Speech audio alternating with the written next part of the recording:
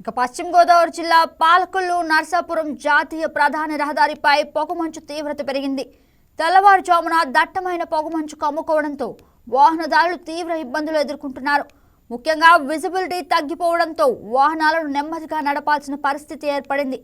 జాతీయ రహదారిపై ప్రయాణించే బస్సులు, లారీలు, ద్విచక్ర వాహనాలు ప్రమాదాల బారిన పడకుండా జాగ్రత్తలు తీసుకుంటున్నారు.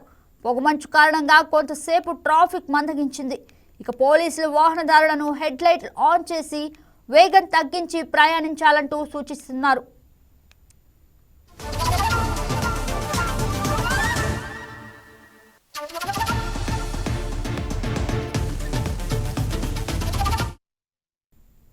ఇక ఇదే అంశానికి సంబంధించి మరింత సమాచారం మా ప్రతినిధి హనుమంతు అందిస్తారు.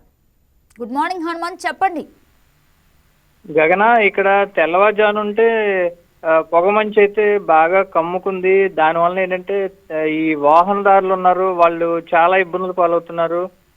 ఏదైతే ఎదురుగా వస్తున్న వాహనాలు దగ్గరగా వస్తేనే కానీ కనిపించకపోవడంతో కొన్ని ఇబ్బందులు పడుతున్నారు వాళ్ళు.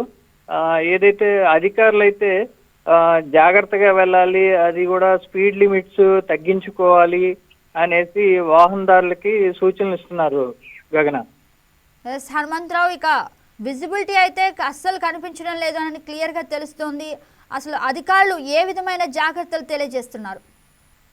అదైతే అధికారులు అయితే లైట్స్ అయితే డిమ్ చేసుకోమని చెప్తున్నారు. ఇంకోటి ఏంటంటే ఎదురుగా వచ్చే వాహనాలను నిశ్చితంగా పరిశీలించి వెళ్ళమంటున్నారు. ఎందుకంటే ఎదురుగా వచ్చేది టర్నింగ్లు ఉన్నాయంటే ఆ టర్నింగ్లలో వాహనాలు కనిపించక ఎదురుగా వచ్చే వాహనాలను ఢీకునే అవకాశం ఉంది కాబట్టి వాటిని గమనించి ఎప్పటికప్పుడు పరిశీలించుకుంటూ ఉండాలనేసి చెబుతున్నారు. Gagana, right Hanumantharao, thank you for the update.